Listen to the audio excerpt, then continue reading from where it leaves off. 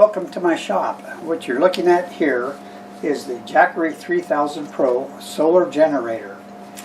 The company Jackery sent me this to test it, try it out, and let you know what I think about it. It's called a 3000 for 3000 watts of capacity, but it will actually run different accessories up to 3200 watts. I have some things I'm going to plug into it here pretty soon. I want to tell you more about it. It's not charged fully when you get it, so I use the AC that just plugs in your house outlets, 120. It'll do that in 2.4 hours. You can do it with the solar panels, and it takes this plug, and what's kind of cool about it is right here, before it even gets over to the generator, it has two USB outlets where you can plug things in and charge it directly. Then there is the car adapter plug that most cars used to have them, but that plugs in there, and then this plugs in where the solar panels would plug in. It's going to be very slow. I don't know if I would depend on doing that, but while you're driving, to keep it topped off, you could plug that in while you're going somewhere. Solar depends on what kind of sun you have, how long it takes, how many panels you have. It comes with two. You can put as much as 6 on it. I just have the 2, and I don't have sun right now. It's been real cloudy and rainy around here. Hopefully this afternoon or maybe tomorrow I can hook those up. It weighs about 63 pounds. It's got 2 handles here. You can grab it and pick it up. And it has wheels on the back. And it has this nifty little handle that you can lift up and then just kind of roll it around. Again, I'll show you that later. I have it on a little stand where I can't turn it around at the moment. It has 4, 20 watt, 110 outlets right here, and it's a pure sine wave coming out of there. This is kind of interesting. This is I think they said it's a 25 watt RV, I'm sorry. It's an RV adapter that goes on that. And we'll probably take it out and hook it up to our motorhome and test that a little bit later. It has USB ports, 2 USB-A, 2 USB-C. This is a DC plug here where you could plug into this with that plug, and some devices you have may take this just to get it charged up, so you can do that. Let me show you kind of what it looks like when I turn it on. It's 100% power. This is the input. I don't have anything on right now. It's not putting anything in there. That's the output. So I'm going to plug a few things in and we'll see how it works out. If you plug this in, you would need to turn that on. Now that's for your output for your USB. This is for these plugs over here. So what I have right now is a little heater that I use in the shop, and we're going to plug that in. And then I have the most important battery charger for my new right angle sander. We'll plug that in. Now if I leave that in, it's going to show you that it's charging. So let's just plug it in. We'll do those one at a time. Still not doing anything. And my very old right angle sander that I used for years. Let's plug that in.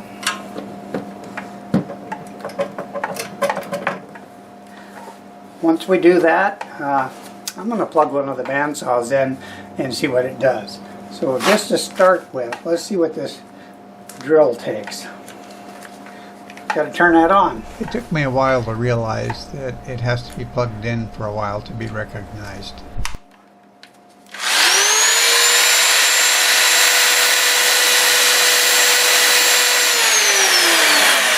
if you can read that. It says 1500 watts. Something else. It uses. I wonder if you can see that, but it'll hook up with Wi-Fi or Bluetooth. This is telling me that same 100% when I do this.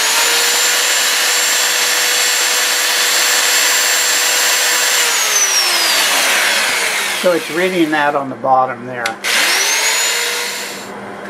Might be hard to see. Well, I still have the heater going.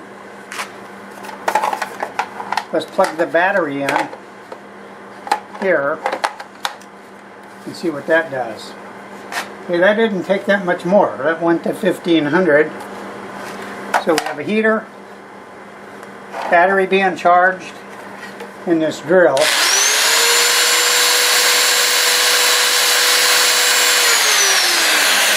1600.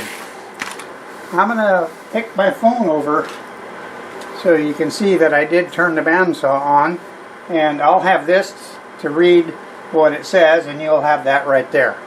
Give me a couple minutes to get that hooked up, and I don't know if it'll run it or not. We're going to find out.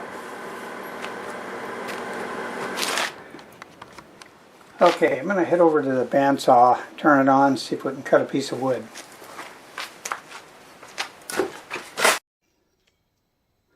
Okay, I'm over at my bandsaw. I have 4 things plugged in. I'm going to see if it'll start, and I'll just cut a little piece of wood. And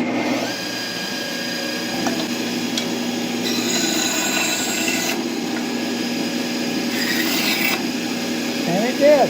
How about that? Alright, it looked like it was maybe drawing 1400, and once the saw got up and running it was 1800. So that's a pretty good test. So these could be very handy around here where we may lose power a couple times a year when we get, you know, a lot of snow and ice, or trees start falling on lines like they did earlier this year, and everybody lost power. So when you lose power, you may have things in the refrigerator you want to keep cold, and things in the freezer you don't want to thaw out. So you could plug both of those into here and it would keep them going. We also have gas heat and hot water heater, and they need electricity now because they start that way electronically. So it's handy for that. Plus, if you use any medical equipment that needs AC, this could be very handy. We'll talk about that a little bit later. The heater just started again. So let's go outside and get this hooked up to the motorhome. And why would I need a solar-powered generator if I have a gas generator built into the motorhome?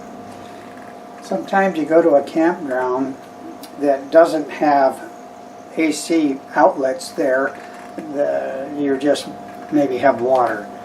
So you can run your generator, but when it starts getting dark, you better shut it off because the whole campground's going to be yelling at you to turn that thing off. So with this, it doesn't make any noise. And that is another reason why if you use medical equipment, you may need AC. Let's go on out to the motorhome. I'll get it hooked up. We'll go inside, see what this will power, and then I'll show you what I've been talking about with medical equipment. So I'll meet you out there. So I decided I got this spun around here to show you. Here's where everything gets plugged in. That's obviously the AC plug. It's pretty hard to confuse that. That has an end like that, and it will plug right in. The solar, this is the solar plug. There's actually 2 spots. That just goes in there like that. If you wanted to use DC charge, it has the same end as the solar, so that could go in here like that.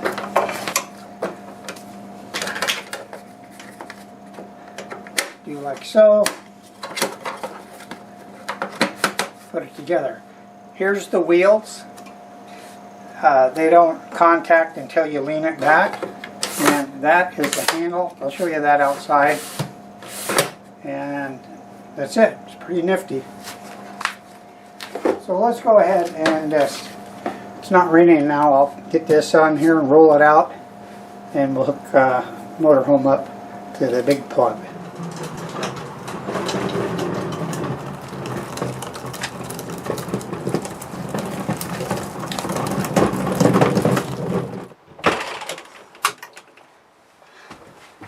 I just plugged it in and I heard a beep, so that tells me it should be on. Let's try a light switch, and it is on. I'm going to shut the door. It is a little bit chilly. Okay, so something you'd want to use out here is probably right there. That's a microwave oven. You notice that the lights are on from the timer, and lights on in here. Let's try a microwave. Works. Good deal. And we got things like fans. Fan works. Exhaust in case I'm cooking and I burn something. Actually, I'm a pretty good cook. Refrigerator, I can click it on, and it's on. Electricity, you put it on auto, it'll take whatever you want. So, a big one to try, the AC. Alright, so before I try the AC, I got to go get the medical equipment and tell you what that was all about. Alright, I went and got the little medical device, and it seems when you get older, a lot of people get sleep apnea. I have sleep apnea. That means I use a CPAP machine, and you pretty much have to use it every night, or, you know, I can notice a difference, I'll just say that. So I plugged it in. There's no way for me to turn it off. Once I plug it in, it's on. Well, actually, it doesn't look like it's on, but it is. See? It's on, and now it works. Alright, I'll try the air conditioner. No promises. Alright, I'm just going to flip it onto air. Hey, look at that. We have air conditioning.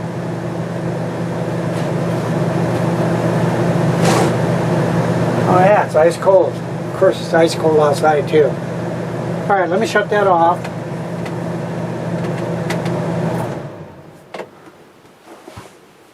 I noticed the sun shining when I roll this over. I'm going to go ahead and hook up the solar panel, see if we can see it picking something up.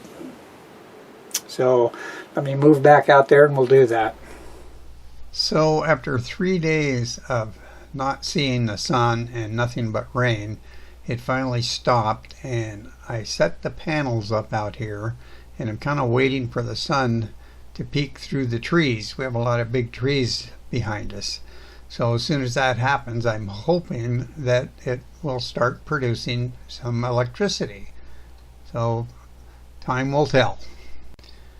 I think everyone else was taking advantage of the sunshine. There was a lot of mowers going and chainsaws.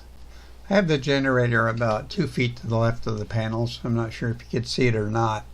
You can also see it hasn't started producing any electricity. So I'm going to go inside and watch it on my cell phone using the apps, and let's see what happens.